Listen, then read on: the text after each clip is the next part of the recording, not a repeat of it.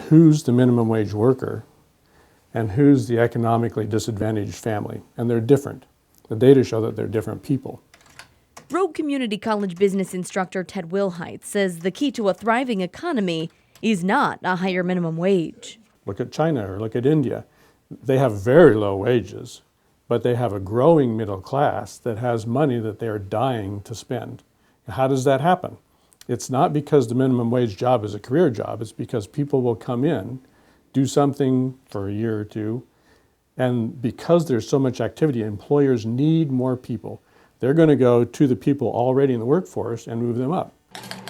Wilhite says when the minimum wage increases, prices rise and jobs go elsewhere, oftentimes being eliminated altogether or replaced by technology. Our first focus is really working. But supporters of Oregon's two proposals say a higher minimum wage will pull 500,000 people out of poverty.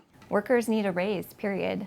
Proponents for Oregonians for 15 and Raise the Wage say higher wages will encourage big businesses to absorb increased labor costs, resulting in less government assistance and more money circulating locally. When we pay workers more, instead of paying corporations more in high profits that they don't have to share, we do see that circulation in local economies, and that helps small businesses, and that's really what we're starving for now. This is enough to pull people past that cliff and be able to survive and receive enough money that they don't need food stamps and they don't need public assistance. But according to Wilhite, the people most impoverished need a job, not a raise. We make the mistake of thinking that a minimum wage job is a career job. It's not. It's a stepping stone. Wilhite says employers used to hire teens at minimum wage to do odd jobs like sweeping or sorting the nuts and bolts at the hardware store. He says now many of those jobs don't exist and teens simply aren't working. His suggestion, don't raise the minimum wage, lower it.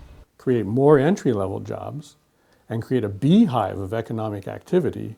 The average wage would go up because they need people, and there's a supply and demand issue going on there. But supporters of the proposals say the face of the minimum wage worker has changed over the years.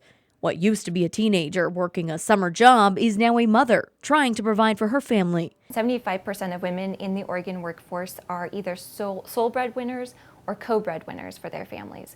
And we have an issue in Oregon with high female-headed household poverty rates, and that impacts children and that impacts those women. Economists fear such a big increase will cost some of those families jobs, therefore increasing the under-the-table job market and causing inflationary pressure, all of which Wilhite says does not help the impoverished. Minimum wage doesn't help the impoverished household, which is where we need to help. We need to have more jobs. More jobs come from dynamic, vital economic activity. Lots of money circulating. In Medford, Kristen Husfeldt, NBC 5 News.